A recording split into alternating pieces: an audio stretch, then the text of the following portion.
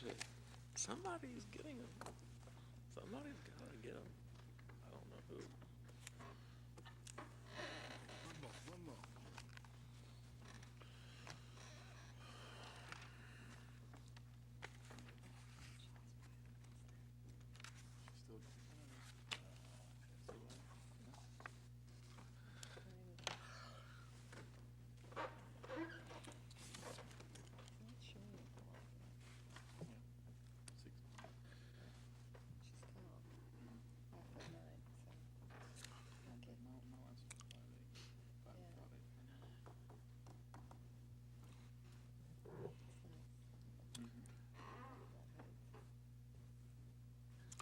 I now call order the regular session meeting of the Board of Commissioners of the City of Tarpon Springs on Tuesday, September 2nd, 2014 at 6:30. Roll call. Mayor Archie? Here. Vice Mayor Larson? Here. Commissioner Terrapini? Here. Commissioner Banther? Here. Commissioner Sieber, Here. Tonight's invocation was given by Reverend Wayne Farrell, All Saints Episcopal Church. Is Reverend Farrell here? Not. We have invocation by our attorney. Will everyone stand? Please remain standing for the Pledge of Allegiance following.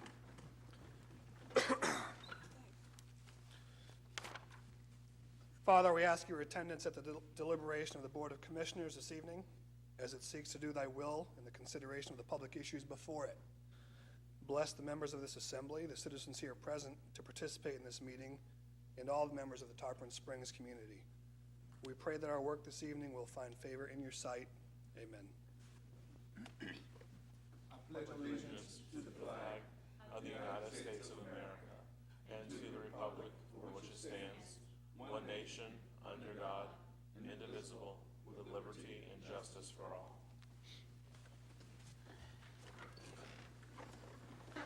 We will now go to public comments on any item that will not be discussed this evening. If you have something, please come forward. State your name, address for the record. You'll be given up to 4 minutes. Good evening. My name is Jack Stevens, 1408 Garden Avenue. What I want to ask is a couple of questions. This is to do with the last meeting about the lighting for the docks. We started with a price of $264,000, $381, and then $495. Has this gone up because we've got to do more at the docks? Anybody know? No, the cost is the installation. The original cost you got was just the cost of the lights. To do the electrical, because when Duke Energy comes in, they take all of the guts out of the system, so it has to be re-electrical wiring. So that second number, the first cost was just the bid for the lights. Okay. The second number is adding the installation, wiring, and everything to have the lights go. Okay. Have we picked a contractor yet? Yes. Who is it? I'm not sure right offhand. Well, we'd like to know. Okay. Okay, thank you.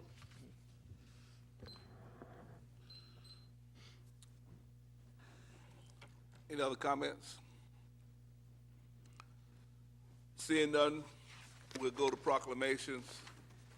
First one is Library Card Sign-Up Month. This proclamation reads, City of Tarpon Springs, Florida, whereas the library card is the most important school supply of all, whereas libraries are an essential part for the nation's children, and whereas libraries bridge the digital divide by providing a full range of information and services to children and adult learners, and whereas libraries offer free access to important educational resources for all ages and types of learners, and whereas libraries continue to evolve and expand their services in ways that bring value to their communities, and whereas a free library is the smartest card you could own now, therefore I, David Archie, by virtue of the authority vested in me as mayor of the city of Tarpon Springs, Florida, do hereby proclaim September 2014 as Library Card Sign-Up Month in Tarpon Springs and encourage everyone to sign up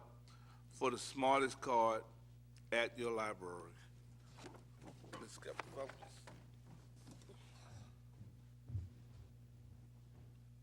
Yes, thank you.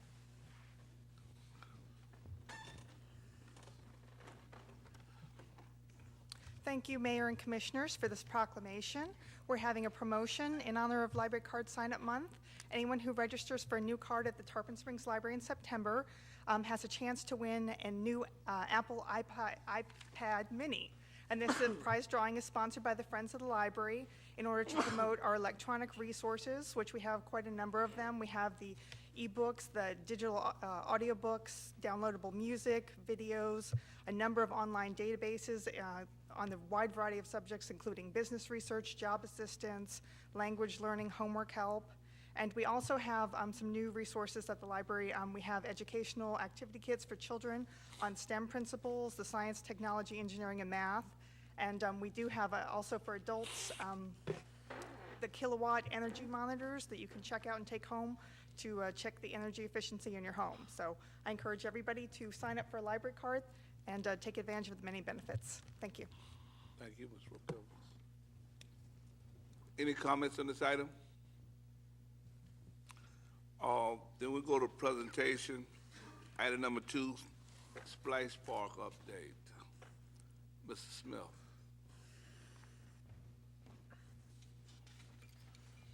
Good evening, Paul Smith, Public Services Director. I've got an update for you this evening, and as I'm introducing that, I'd like to hand these photographs over, if I may. Thank you for the commissioners. That's just a picture of the new sign that we're installing out there. It has some specific new language on it, and I'll be referring to that in the presentation. So I wanted you to have a copy of it in front of you.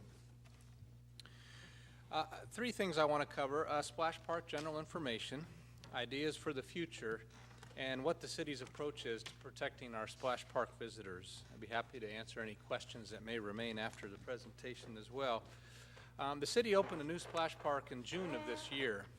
This park became an instant success with visitors from the city and the entire region. I saw one sample review from Hernando County, a visitor from Hernando County, but I'm sure there are people from further away than that enjoying the new park. A permanent restroom and changing area was added earlier this month, and we have some additional plans. This includes staffing the park with a city concession stand that would serve the dual purpose of providing services to customers and additional monitoring of the facility.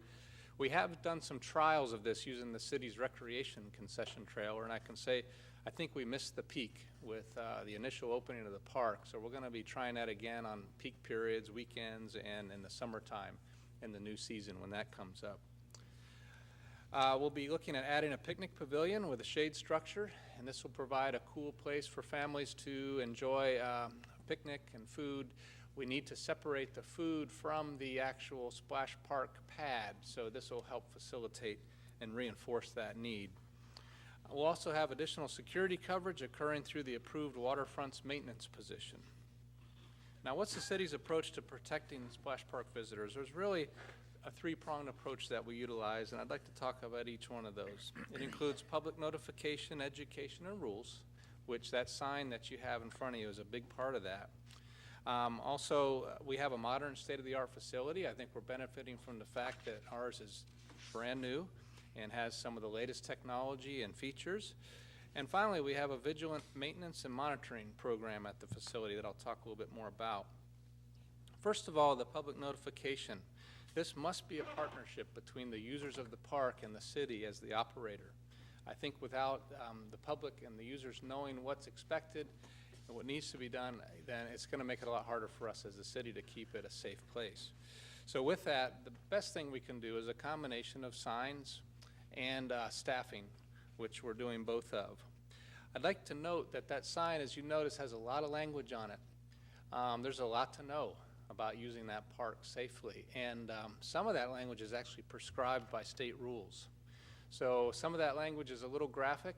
It isn't because we necessarily want to be like that, but it's just to make sure people understand that this is a recirculated water system and certain things absolutely have to be followed to protect the water quality. Part of the new things you'll see on the sign is an age restriction of 2 to 12 years of age, and also no buses or large groups. We've seen this can overwhelm the park and limit its use for families when you have 2 or 3 buses showing up and loading the park at the same time.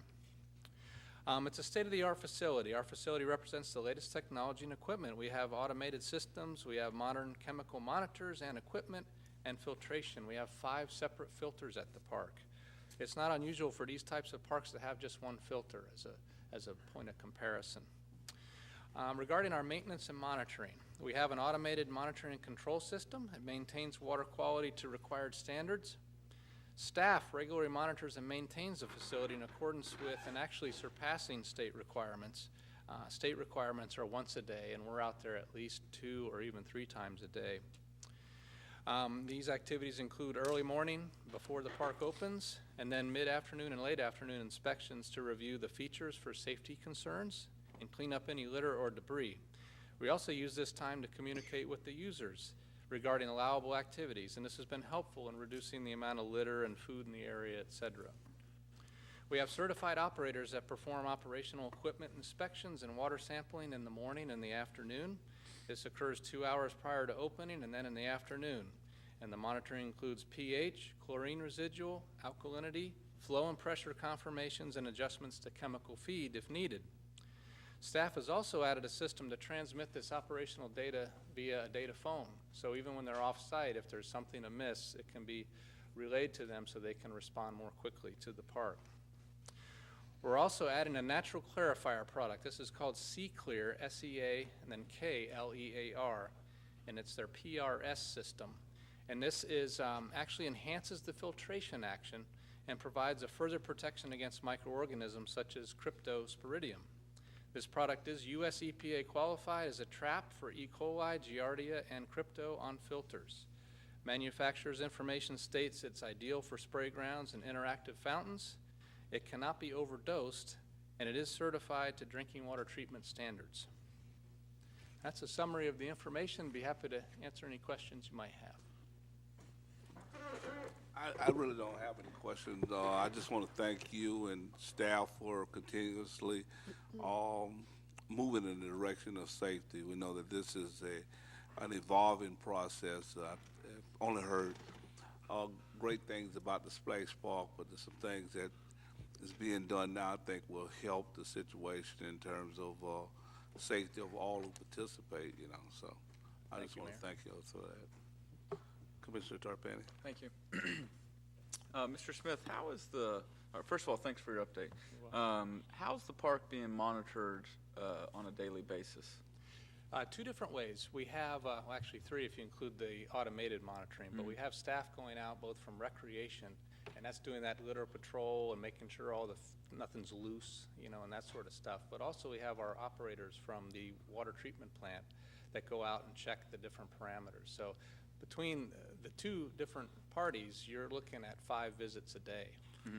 And they're also qualified to enforce issues in terms of the age restrictions or horseplay or whatever? Yes, they will advise. Unfortunately, we don't get full cooperation at all times, but then the instruction is to call the police department, and then from there it'll get handled. Mm-hmm. And the hours of operation? Yes, they're daily from 10 in the morning till 8 p.m. Okay. Thank you. Vice Mayor. Thank you. Thank you, Mr. Smith, for the presentation. I just had a couple questions. One, you just now mentioned the hours. Oh, it is on there, right? No, it isn't. Are the hours on the sign?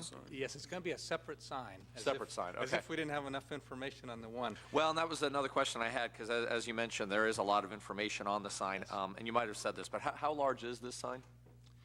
I haven't stood next to it, but I can tell you that the letters at the top must be at least 1 inch high. So that's part of code requirements, and so it makes for a pretty large sign. I would guess about 6 feet tall without actually seeing it. Gotcha. Okay. And then I'm just curious, do you have any, I don't know if anyone's doing any counting, do you have any idea how many people are using it these days? I know you mentioned that you kind of missed the peak now that school started and so forth. Yes, I don't have daily count numbers. We do keep track of all of the operational parameters of the park water quality, et cetera, but not the actual visitors. I think we would need some full-time monitoring on site to really get any meaningful data on that information. I think that was it. Thank you. You're welcome. Thank you.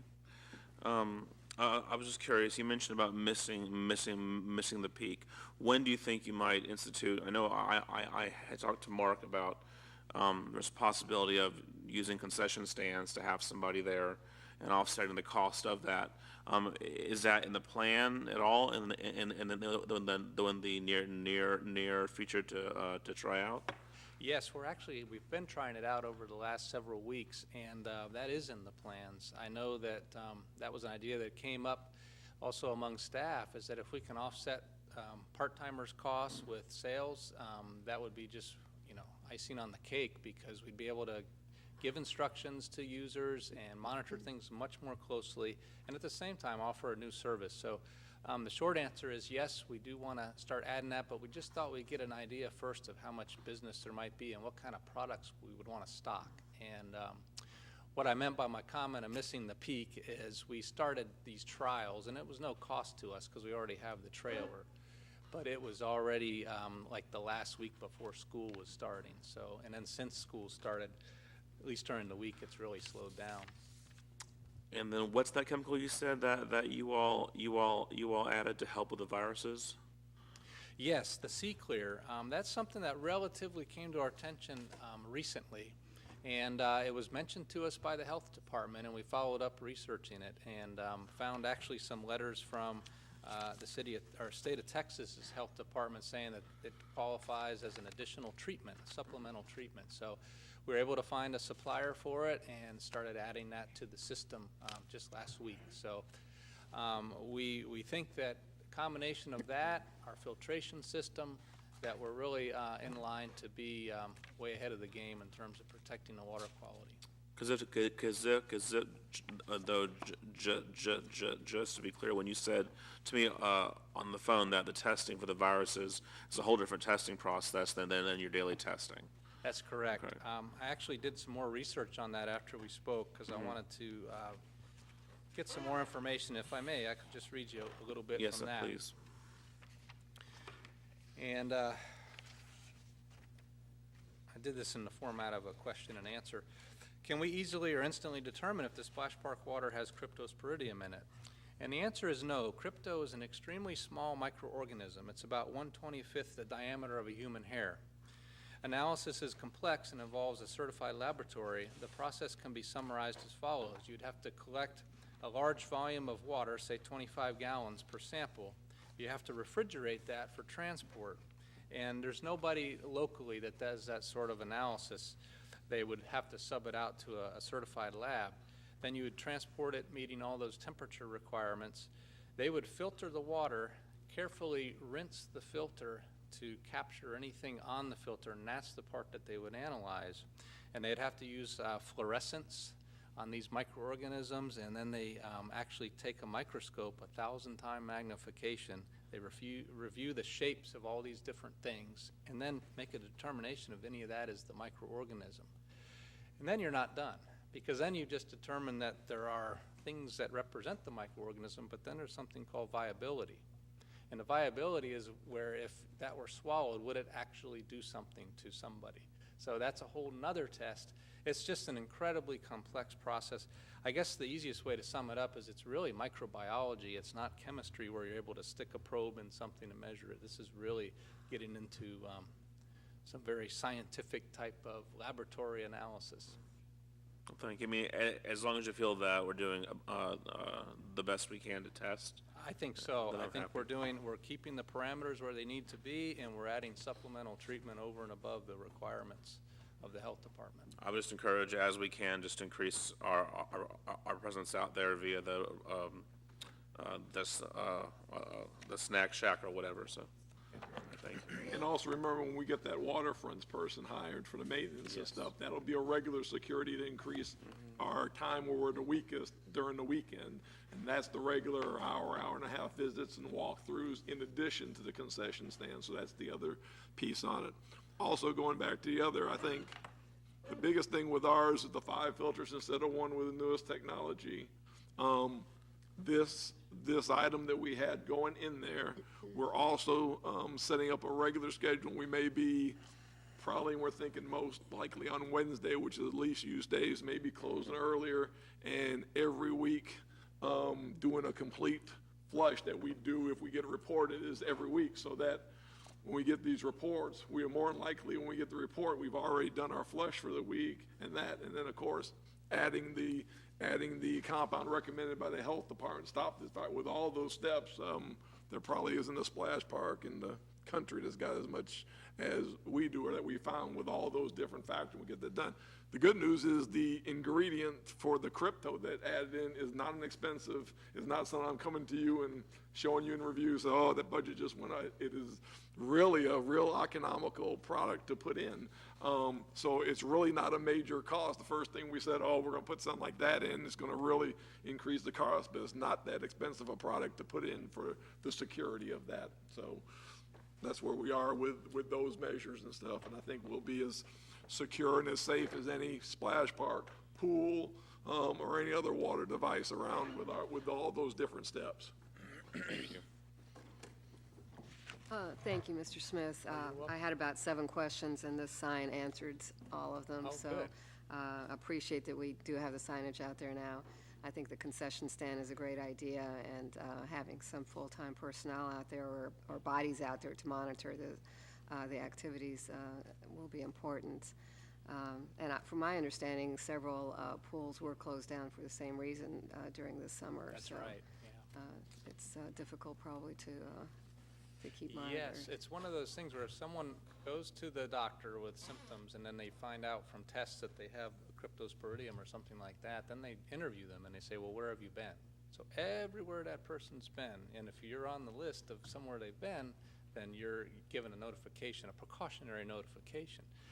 And that doesn't mean they caught it from us or that they gave it to us, but just as a precaution, we treat it as if that is what happened and go through this whole process that the city manager is explaining we're moving towards doing proactively on a weekly basis, so that if we do get a notification, there's a time delay, we can say, oh, go back to our records, oh, we've already taken action, there's no more action required, and so that's the plan.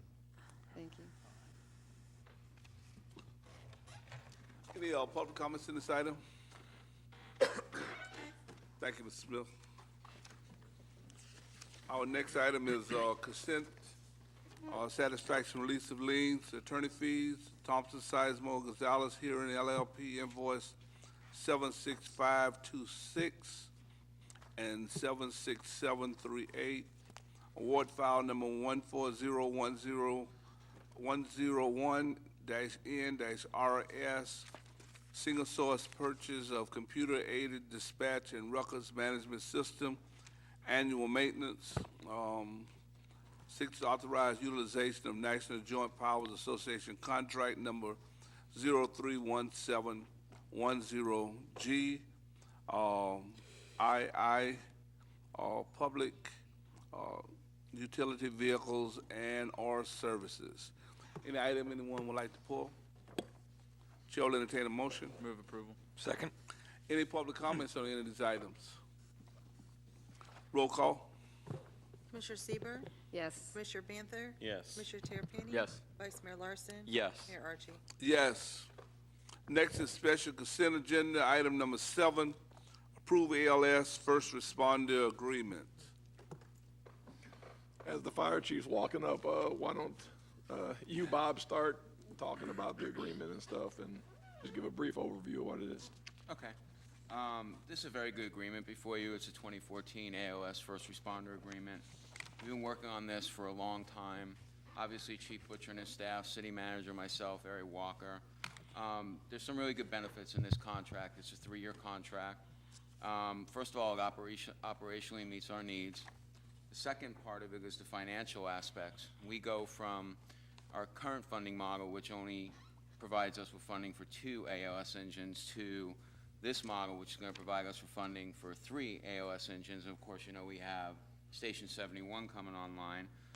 We're getting a $1.3 million increase over FY 2015, 16, and 17, which is a big benefit. We also have a 1% reserve requirement built into this contract, which is about $14,000 a year, in addition to our funding model for EMS-related costs, and they're going to reimburse us for 3/4 of the expenses of an EMS staff vehicle, which is a local option sales tax. But this is a very good contract. I've given you the background of kind of where we've been in this system and all the, negotiations and a lot of the disagreements and all the different consulting studies that were done from IPS to, the Fitch report and CARES 1 and CARES 2, but that this is a very good contract, and we're all in agreement with that. And we have our chief up here and city manager, so if there's any questions, we'll be happy to answer them for you. Any questions for the chief? Anything you want to add, sir? Long process. Long process. What we've been doing for the last 4 years is a one-year extension to an existing 10-year antiquated deal. This takes us leaps and bounds ahead of where we were 4 years ago with a 3-year deal. If there are no questions, Chair will entertain a motion. Move for approval. Second. Any public comments on this item? Roll call. Commissioner Sieber, Yes. Commissioner Banther? Yes. Commissioner Terrapini? Yes. Vice Mayor Larson? Yes. Mayor Archie? Yes. Item number 8, property casualty and workers' compensation insurance. Sniffing.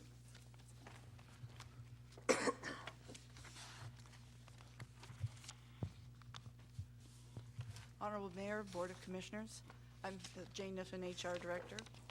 I'm here tonight to recommend that the Board of Commissioners approve renewal of the city's property and casualty and workers' compensation insurances with the Florida Municipal Insurance Trust for a one-year period commencing October 1st, 2014.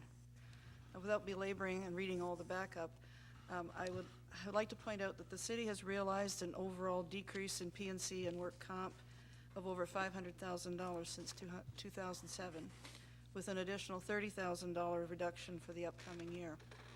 Since 2008, FMIT has been returning property premiums due to reduced claims experience, which, including the return in 2015, will amount to at least $360,000.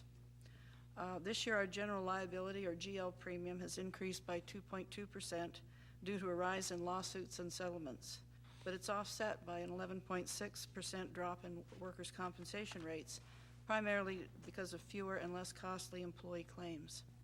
In total, the reduction in the risk management program amounts to almost $900,000 since the year 2007.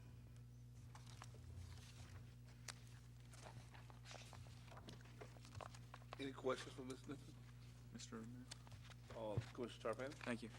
Ms. Niffen, the decrease in workers' compensation rates, would you say that that's caused by better training to our employees or better health care, or what would you say what's the realization of that decrease, would you say?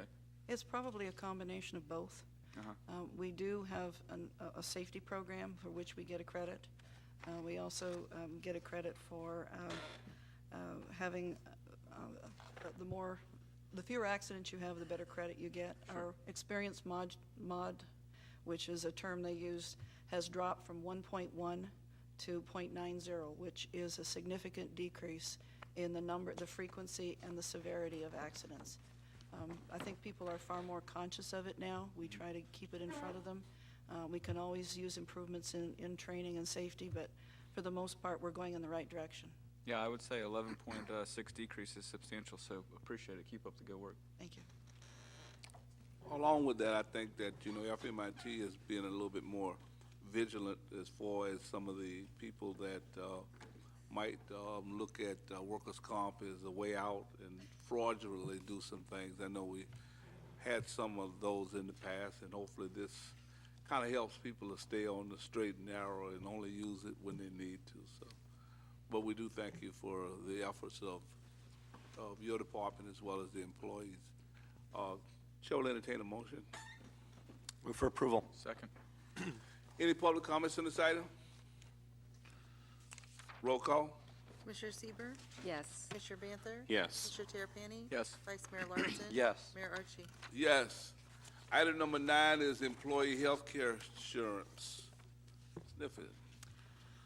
Again, I'd like to, without belaboring the backup that you've had a chance to look at, the city is entering the second year of a 3-year agreement with the Florida Municipal Insurance Trust to provide an HMO-type insurance health insurance plan for employees and their dependents. The 4.9% increase this year is driven by a number of factors, which are outlined in your backup material. Both the effects of the Affordable Care Act, such as new mandates, fewer exclusions, removal of limits on certain benefits, and plan changes to avoid a potential 40% tax increase on plans that are deemed Cadillac plans. I'm sure you've heard the term. In addition, the medical trend for this area is 10.2%, and that includes such factors as price inflation, technological changes, availability of more expensive drugs and treatments, increased utilization due to aging and the promotion of medical care and new drugs, which you are constantly bombarded on TV with, and also improved diagnostic services, to name a few. People are living longer, but there is a price attached to that longevity. And because the increase will be felt both in premium costs for dependents as well as increased copays, it's recommended that the city contribute half of the premium cost increases as outlined in your attachment 2. Any questions? I just want to add that so you make sure what that means, the half. It will change, and you'll see when we get to our budget thing, it will save. The savings will go down $20,000 as far as the savings in the health care to do that. But I think one of the most profound things that we saw, especially when we look later on, when we look at the raises and how we're trying to assist the employees under the $40,000 area, that then you find 2/3 of those people who have that extra coverage are those below there.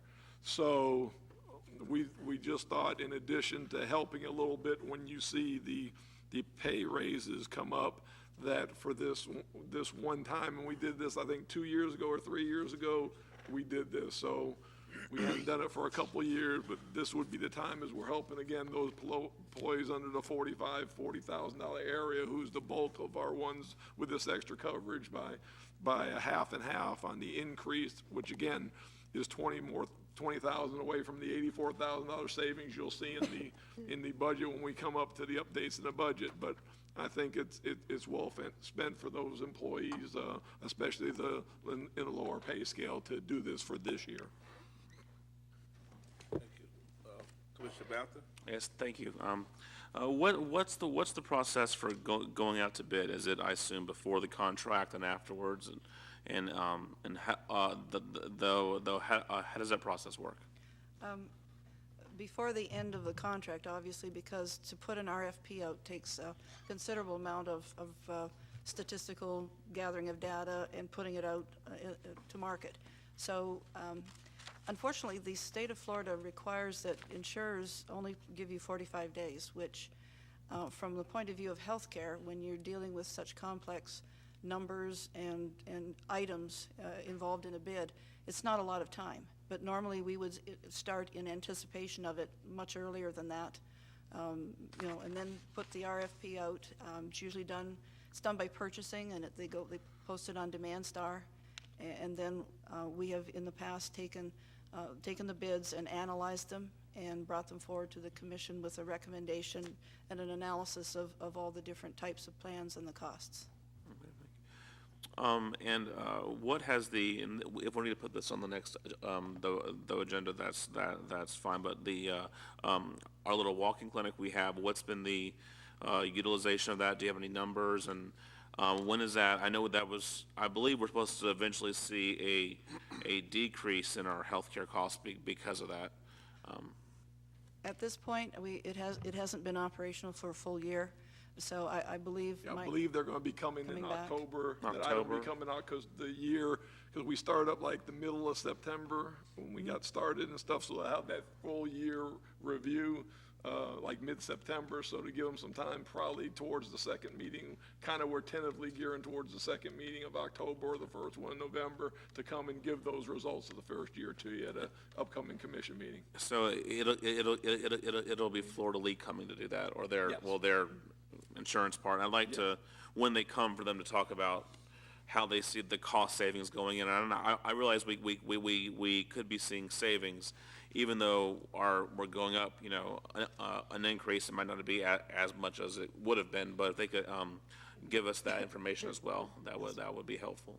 I would also like to point out, and this is just an aside, that I don't know the names. Because under HIPAA, even if I did know them, I couldn't divulge them. But the clinic has found at least 3 possible life-threatening situations involving employees that had not been regularly attending or going to see any doctor. And those people are being treated for very serious illnesses through specialists, obviously, but these were the types of people that really didn't have a primary care physician, and because, for one reason or another, decided to go see the clinic doctor, and after tests were referred immediately to specialists, and I think one was even sent to the emergency. So it does play some sort of factor that sometimes you can't put, a dollars and cents cost to, but I'm sure those people are pretty glad they went. Thank you. If, or when they make that presentation, if you would ask if they would give us that type of overview too, as to those other things that might not be as dollar-driven, but was a situation that we're glad that the employees did go. Okay. And maybe even the type of incentives that, I know we've been doing some special things so that people would go to the clinic. So I don't know if that was a driver for those individuals or not, but all the information that we can get along that lines would be helpful. We can do that, absolutely. If there are no other I was just curious, do you know how this shared cost percentage compares to other cities? Like, in our area? As far as the... As a percentage, 50/50, or, what other cities pay, It runs all, so I would say we are probably in the middle, because there are some that pays a large portion, there's some that pay 25%. The last time we looked, I think we almost like everything else we do, and kind of where we want to be, we're right in the middle of offerings and stuff, because some pay as much, the employees on those extra things, even family and coverage, the city pays a portion of. So we're probably right in the middle of the Pinellas County cities in that of what we compensate for. If there are no other questions, Chair will entertain a motion. Move for approval. Second. Any public comments on this item? Roll call. Commissioner Sieber, Yes. Commissioner Banther? Yes. Commissioner Terrapini? Yes. Vice Mayor Larson? Yes. Mayor Archie? Yes. Item number 10 is authorized mayor to execute vacant land contract for Cedar Street properties. City Manager. This is the authorization for those properties across from the fitness park that we had talked about. By signing these contracts, we still have 30 days in which we will be doing a phase 1 environmental study to make sure we're not, just as a protection of us, we don't think from preliminary looks that we have any of those issues, but Mr. Smith and his group will have ability to go on the land, just take some preliminary tests, and as not seeing any problems, within 30 days, the land will be ours, and then we can decide or work with some developers who want to do mitigation and really clean that up, get the invasive species out of there, and really make it look better, and perform its function with stormwater and make that land environmentally sound, which is not, with everything in there, is not that case now. And again, being across from our 3 parks, I think it's important, especially in that area and in the water that goes in there and where it goes, to really do the best we can to make that area not only look good, but again, be environmentally sound. And for the price we're getting the land for and the ability to do that, I think it's well worth achieving. Any other comments, questions? Chair will entertain a motion. Excuse me, Mayor. I'm going to recuse myself for the same reasons that I did the last go-around Okay. on the first vote. I move for approval. Second. Any public comments on this item? Roll call. Commissioner Sieber, Yes. Commissioner Banther, Yes. Vice Mayor Larson, Yes. Mayor Archie. Yes. Addendum item number 1, settlement offer for City of Tarpon Springs from Capital Resources of Florida LLC. Thank you, Mr. Mayor. You've got before you a memorandum from Tom Trask dated August 29, 2014 regarding this property.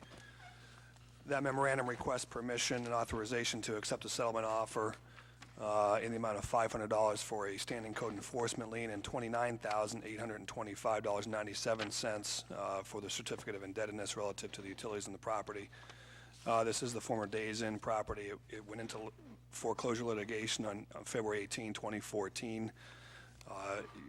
As the memo explains, should that litigation move to conclusion, the code enforcement lien will be extinguished, and we've been negotiating to recover some of the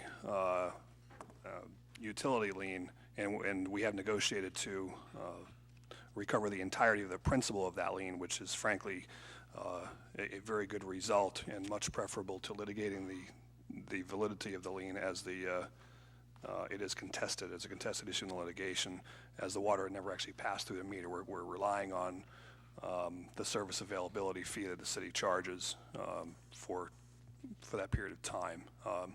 Happy to entertain any questions you have.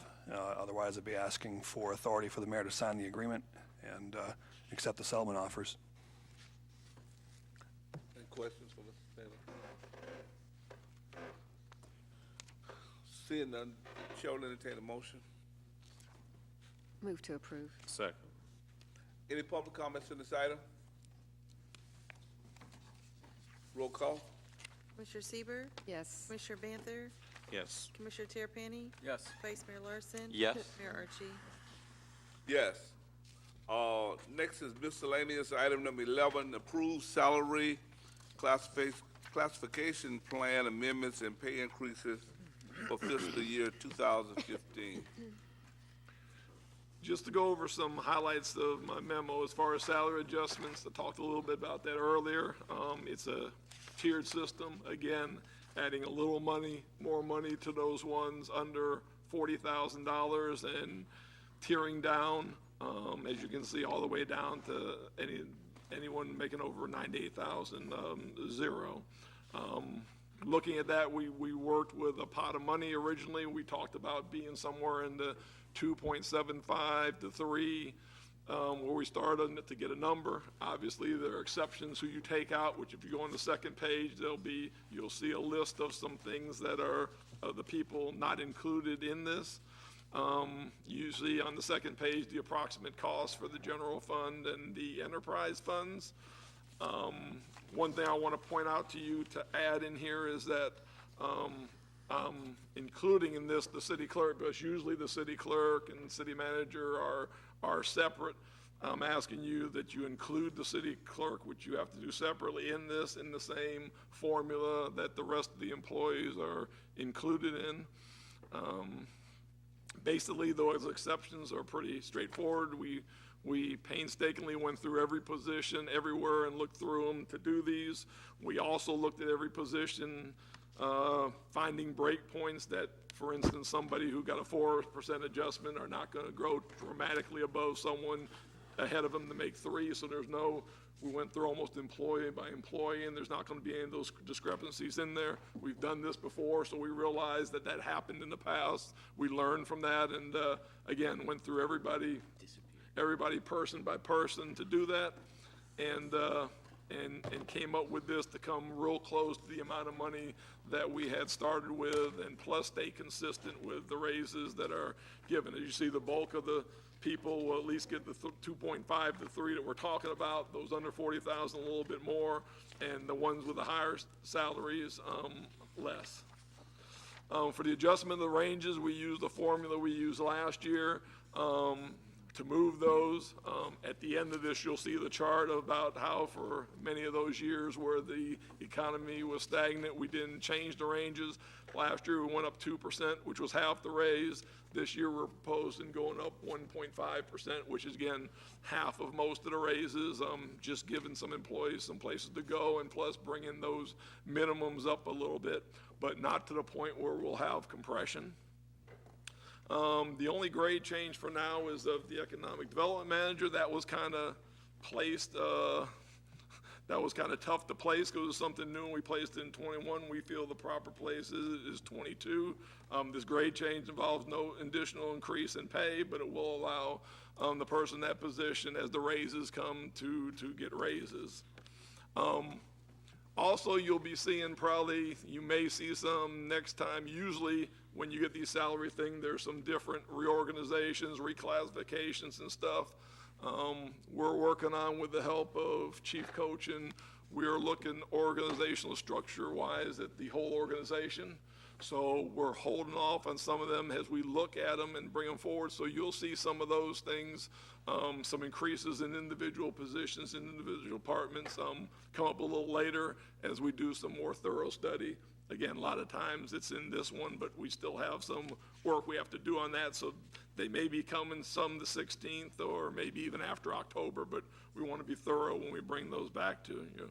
And that's the salary plan and pay increases that I'm bringing you for 2015.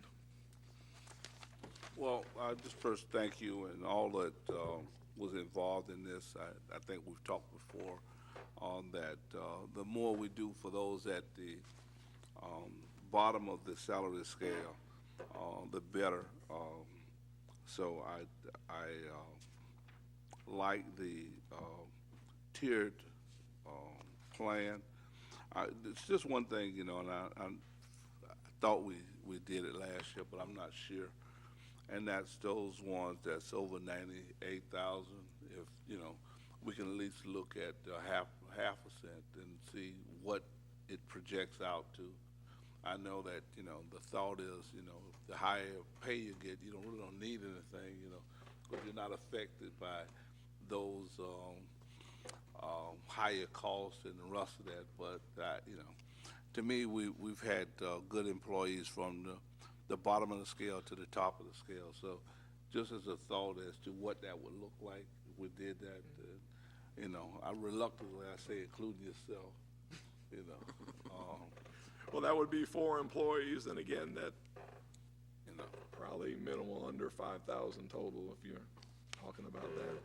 Yeah, you know, my personal opinion, I would like that. I think that, you know, as we look at continuing to be a better city, and we're looking at those employees that might be at the top of the scale, you're at the top for a reason.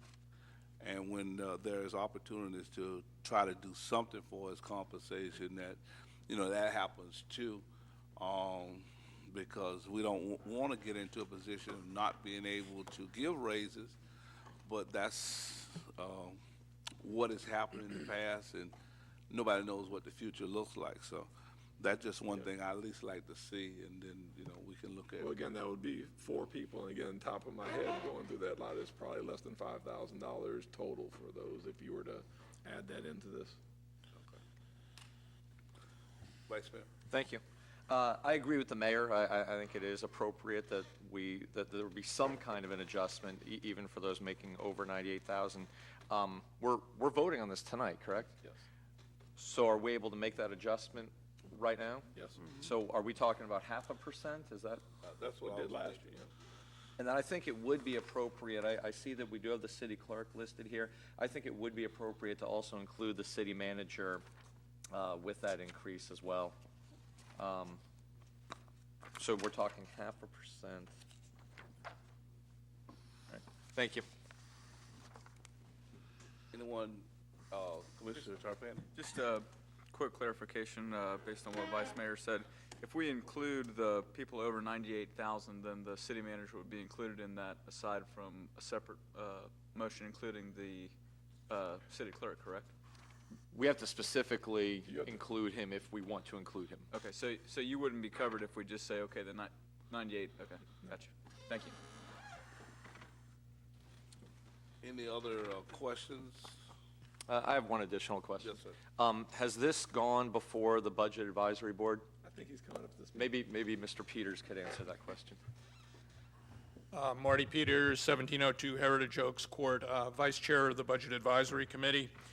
The Budget Advisory Committee had a couple of recommendations. The one that's appropriate at this point in time is the Budget Advisory Committee supports the salary recommendations as proposed by the city manager.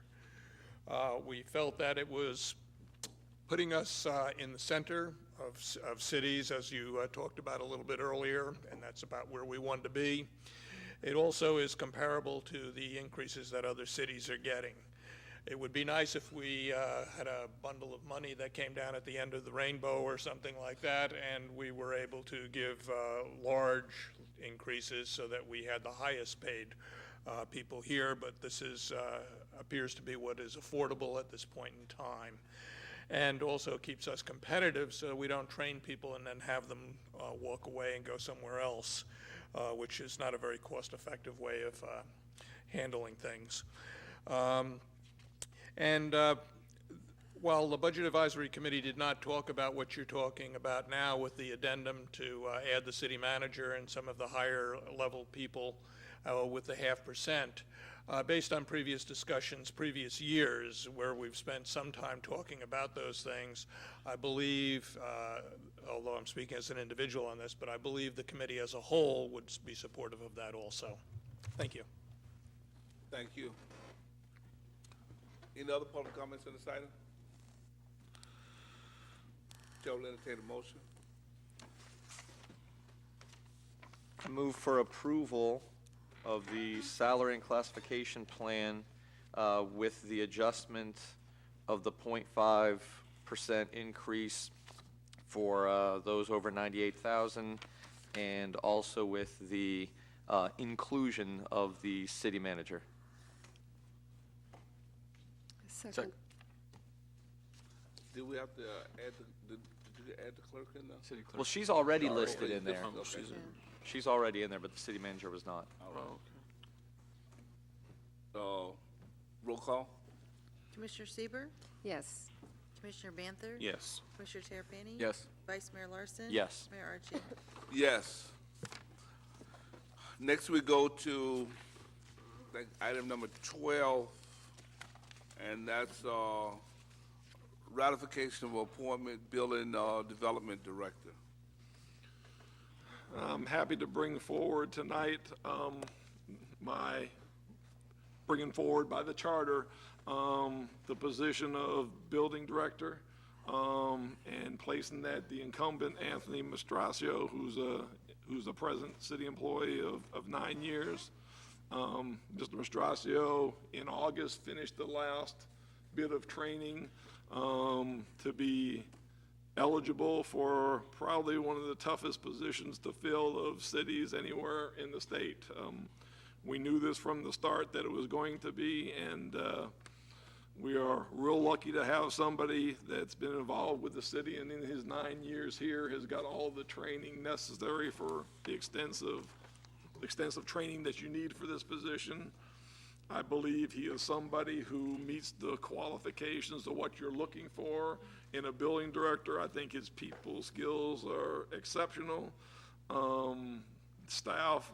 The people who work under him will be ecstatic with this. And again, this position is in great demand. There are several cities in Pinellas County who've been looking for a while for this position. Dunedin did a very long search to get their person, and I think they're going to be going out again, and I can tell you they'll be looking right here at our person in-house.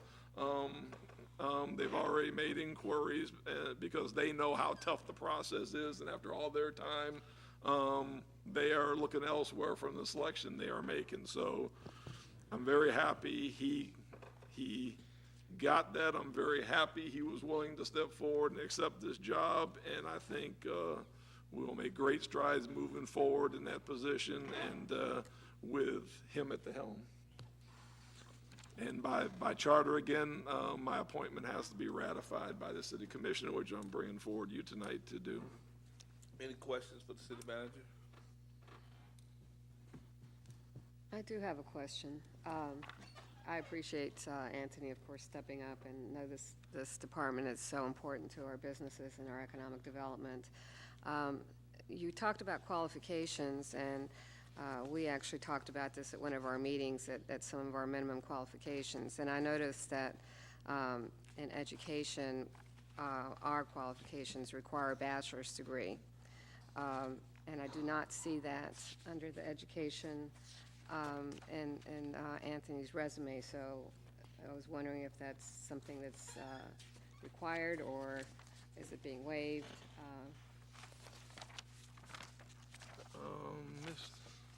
Wonder if Ms. Niffen can help me. Do you recall offhand, Ms. Niffen?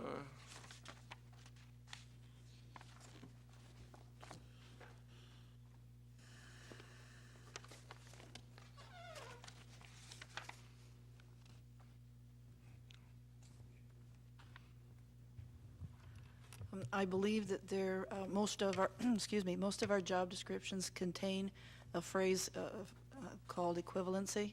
In other words, it allows you to do a combination of education, training, and experience, which would provide the required knowledge, skills, and education.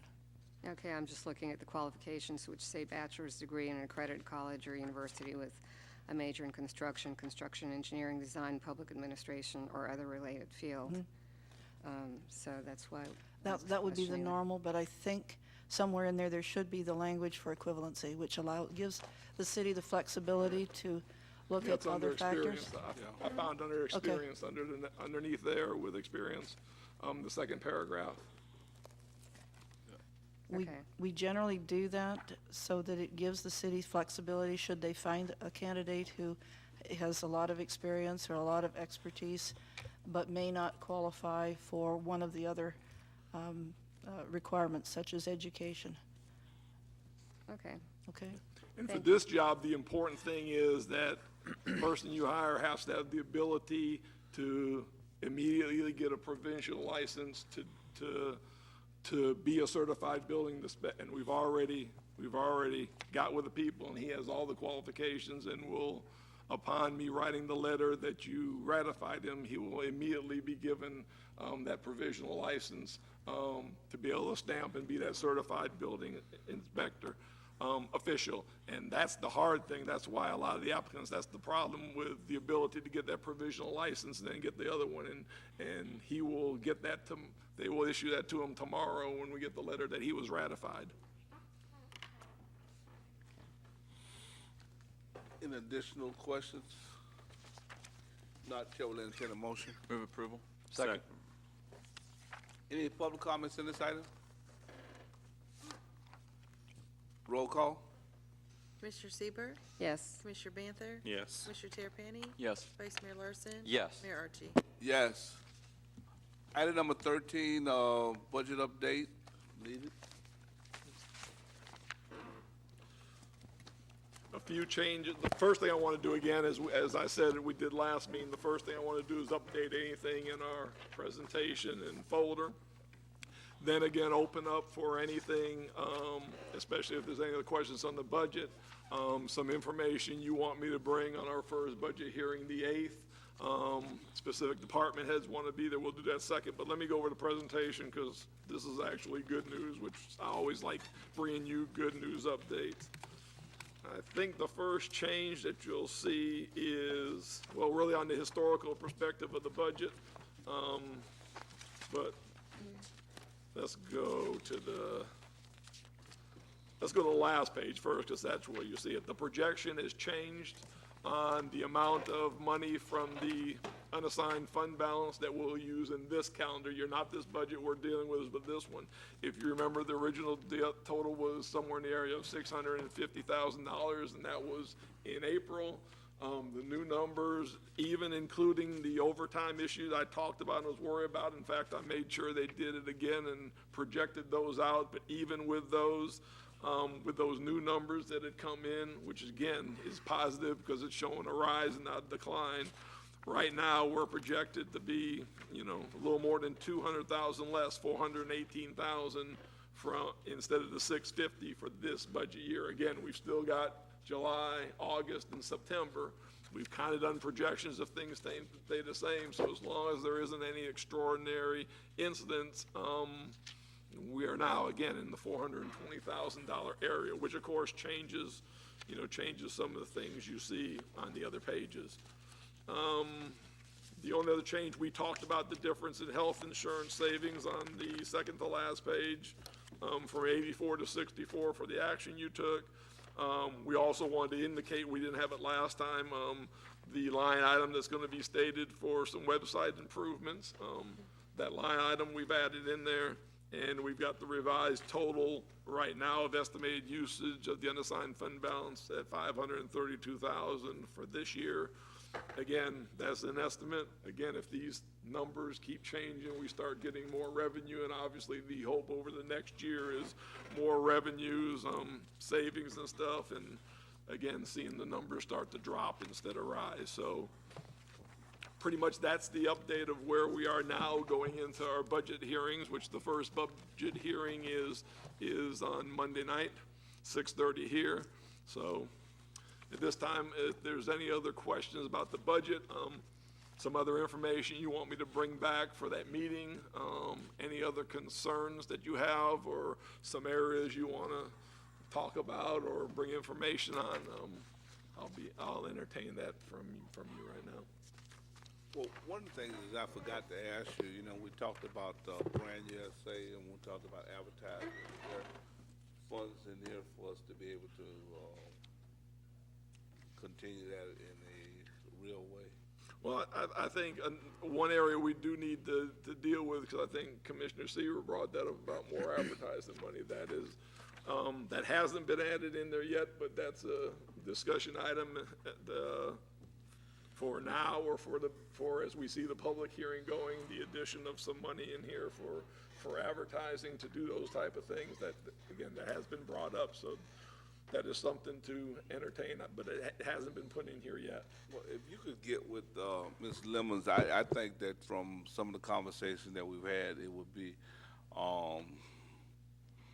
a great benefit to us and the businesses to do something. I think leveraging that money there would definitely would help us for as advertisement is concerned. So I'm not sure if we worked any numbers, but to try to see what that would look like. I know that the Merchants Association is partnering on some advertising with the city, and may be willing to do more of that, because as business owners, many of them would like to see more promoting of our city. So that might be a way to help us out too. Mr. Mayor. Yeah, and so I get before I don't forget this thought, but it might be good too is that if we could at some point on the agenda really put a little something about Brand USA, what it is in terms of the entire body having a chance to look, and it's something that Congressman Bill Arackles had suggested that we look at, simply because he has some opportunities up in Washington. So, but Commissioner Tarpon. Thank you. Mr. LaCourse, on the last page of the presentation, it shows 2014 projected, 2015 projected. In 2015, I would assume we begin to start to realize some of the projects we have going on with the some of the residential projects and even the commercial projects in terms of ad valorem revenue. So my question is, in 2014 we see usage of 418,000 and change, and in 2015 we see 532. So my question is, why is there an increase in usage from the unassigned fund balance in 2015 from 2014, when in theory we'd begin to realize more ad valorem revenue? Well, basically, again, it's this budget that you have here from what we're doing and what we're doing in this budget. That's the projection. But if those revenues kick in, and again, it's still questionable if those projects gets done, because you're always going to see them the next year. We really think a lot of them are going to project in that 2016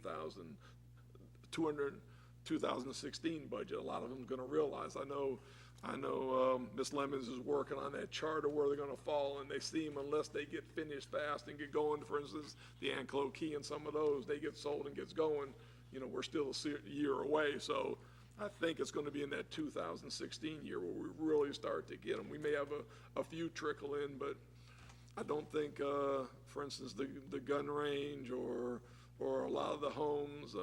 Karen, do you have any come up here and what you've looked at so far, because she's been looking pretty extensively to try to help us on this. And again, this number will change hopefully when we do the budget updates, as we're going to do regularly over the year that Commissioner Banther thought about. Those projections will start moving if we start seeing some of that come into the tax base. Yeah, I know there's a lot of activity, but it takes a while for it to catch up and get onto the tax rolls. But the two projects that we're estimating will come online in 2015 are Callista K and Brittany Park, and that will add about $68,000 to the budget. 2016 tax year is when the Riverview at Tarpon, Brittany Park, Tarpon Key, and Reload should come online. And that we estimated to be about $115,000. So with the 2015 increases from Brittany Park and Callista K, and then the additional completion of Brittany Park, Tarpon Key, and Reload, it will be about $183,000 that will hit in tax year 2016. And then as you get to to 2017, then you're adding again Tarpon Key, the remainder of Tarpon Key. We estimated about 3 years for completion of that project. Then Keystone Ridge should be coming online. And then the nursing home. I don't know if you've driven by there lately, but there's a lot of activity. They're moving pretty quickly with that. But that won't hit until the tax year of 2017. And then if Bayshore Heights gets approved, we'll start seeing that. So you can see how many years it takes to actually see the revenue coming to us from when the time the project starts. But, excuse me, but the nursing home that would have taken effect in terms of realization the day that we closed on it, because it wasn't on the tax rolls when it was a city-owned asset. So regardless of whether it's a functioning nursing home or not, they're still being taxed for their ad valorem revenue, or ad valorem tax. Yeah, that'll come on. It was sold this year, so it'll come on. It'll be an increase, but with the new construction value when it's finished, that's what we were estimating for coming online later. So my question, in 2014, we're down to 418.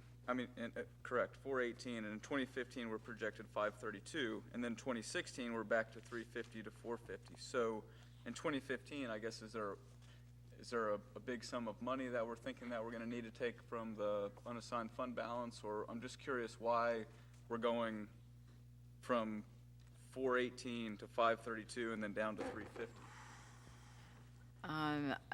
I just have some projections from these projects, so I don't know. I know one thing, we won't have the sale of the nursing home proceeds.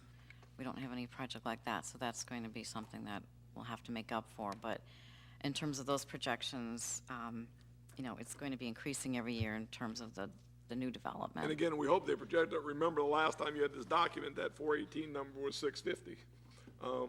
So again, hopefully whatever trends are hitting at the end of this year will continue to go. And as we give, again, those updates in the budget Commissioner Banther wants, January, March, April, those updates there, hopefully we'll be, if some of those things kick in and we see them, then again, my hopes is that 532 number is going to drop like the 650 number this year has dropped. So as we see it and go on, hopefully we're adjusting that number down, things going right. So again, these are just projections. Yeah, so maybe that's an old projection. Yeah, could be. Okay. Any other comments, questions? Mayor, if I just add in, just because I have to, we got to keep in mind too that while these numbers are true, they're taking into consideration we're using funds from the nursing home sale to use the general fund, not putting it to another capital asset. So these numbers would be drastically inflated if we didn't have that nursing home money. So we should be thankful we have it, and just be cautious of future estimates, because we're dealing with numbers that, while they're accurate, are taking into consideration things that are outside the norm. So just so we're honest here. So. Thank you, Ms. Lemons. Any other comments, questions on that item? Any public comments on it? Mr. Peters. Marty Peters, 1702 Heritage Oaks Court, Vice Chair of the Budget Advisory Committee. I have a couple of recommendations for you.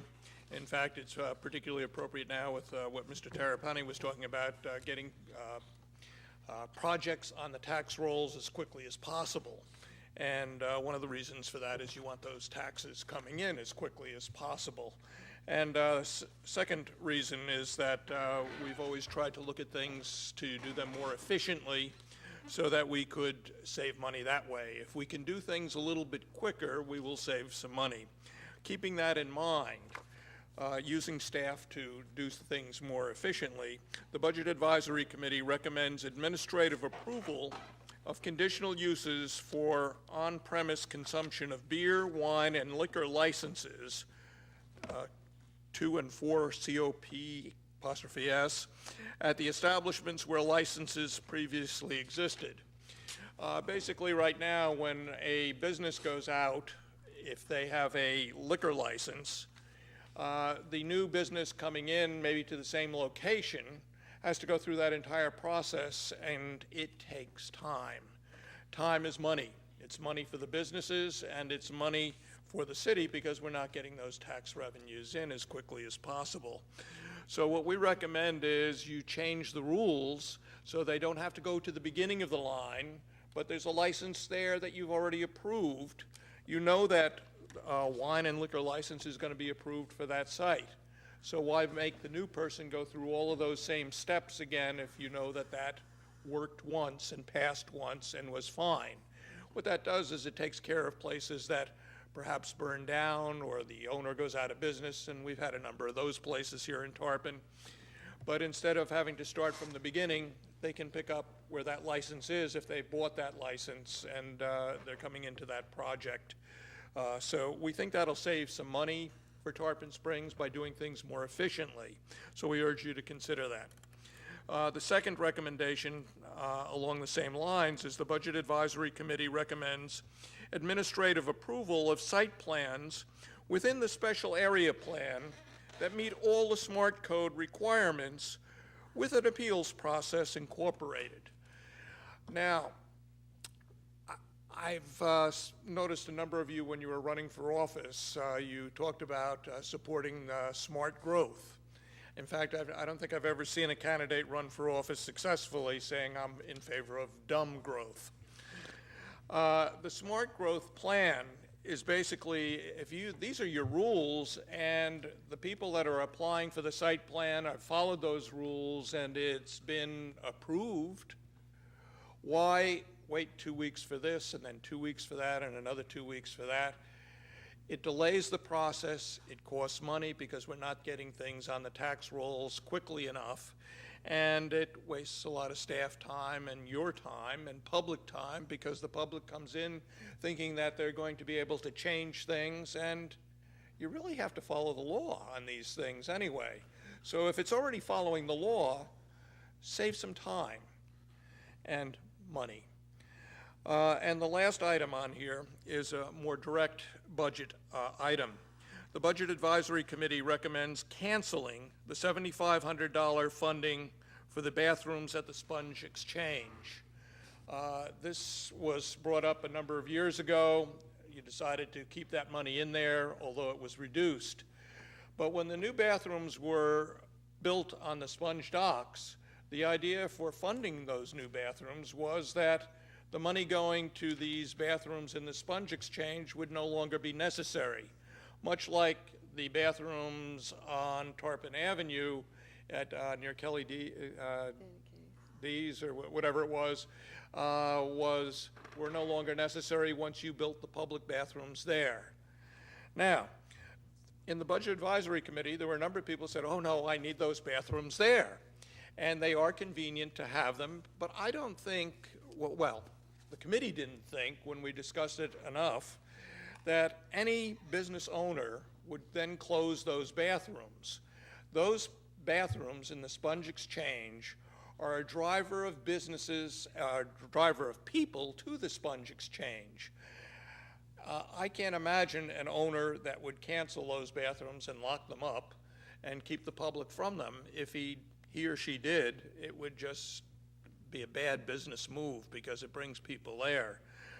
We also, some of us suggested that you might want to put some signage up there for that owner. pointing to the sponge exchange that there are public bathrooms there that people can use. It will attract more business there, as well as attracting some signage for our public bathrooms, both on the sponge docks and on Tarpon Avenue. Also, it was brought up that on Night at the Islands, in particular, those sponge exchange bathrooms were a little bit more convenient because of their central location. Well, maybe a private contract could be worked out with the owner to keep those bathrooms open later on those nights. That would seem to be a reasonable thing, and it would allow him to get some of the funds that are now part of what we called basically corporate welfare. Giving $7,500 to a particular business owner is picking winners and losers. It's not something that usually is a popular thing to do in Florida. And the owners of the Sponge Exchange do a terrific job. I think it was a tremendous asset to Tarpon Springs. It's a well-respected family. We've got some other well-respected families there that provide parking and other things, but we don't give them money. And it's recommended by the committee that we save $7,500, put it back into the budget where we can use it more effectively for some of the other things you need. Thank you. I'll take any questions if you have any.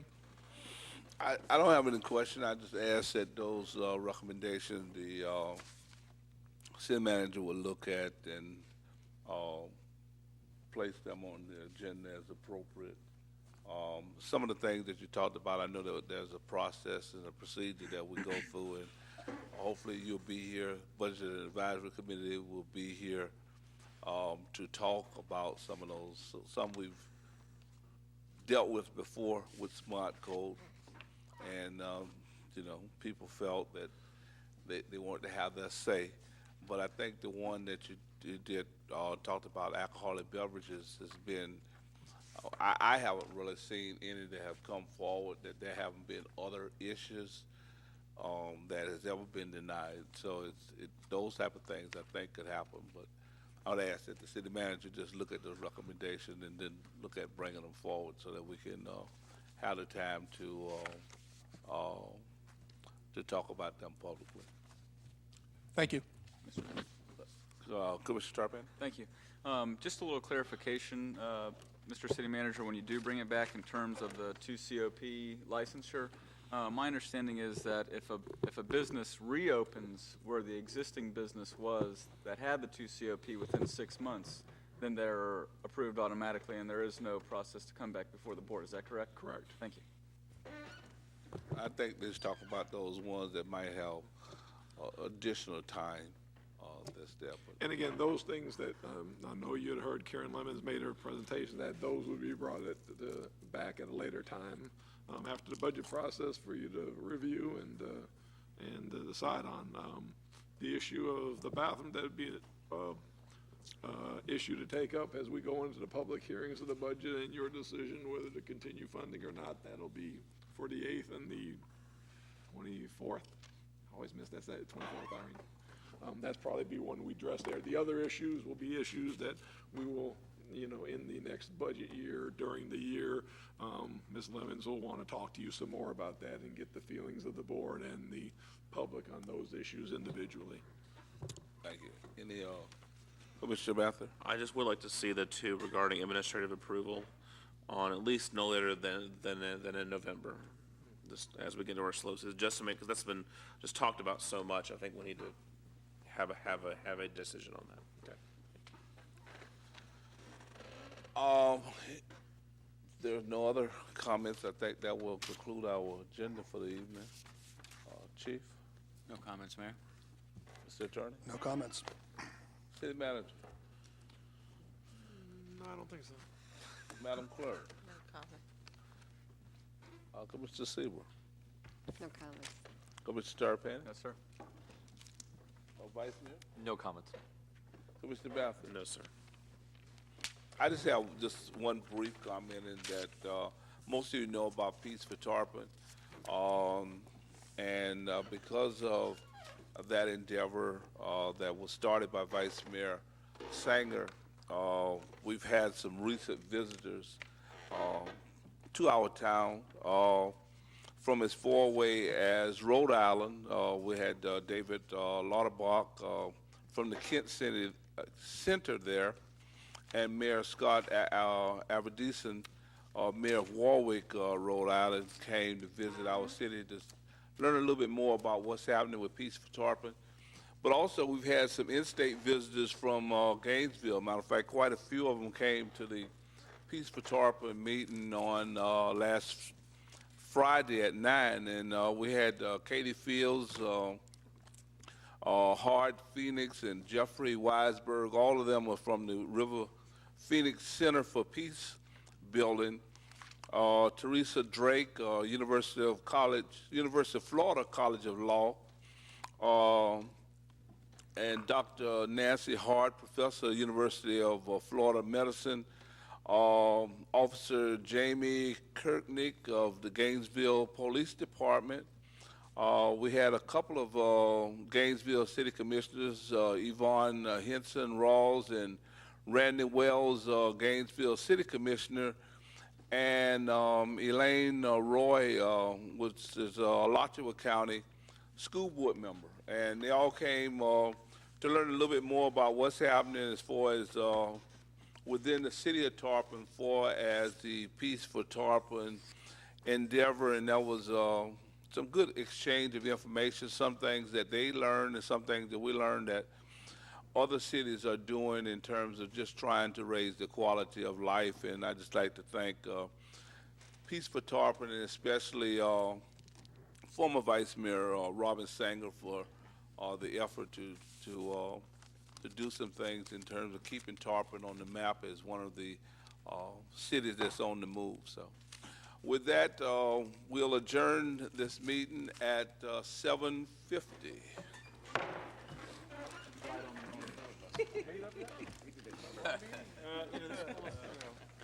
We got a good streak going. Still watching at 7:30, now we're pushing 8.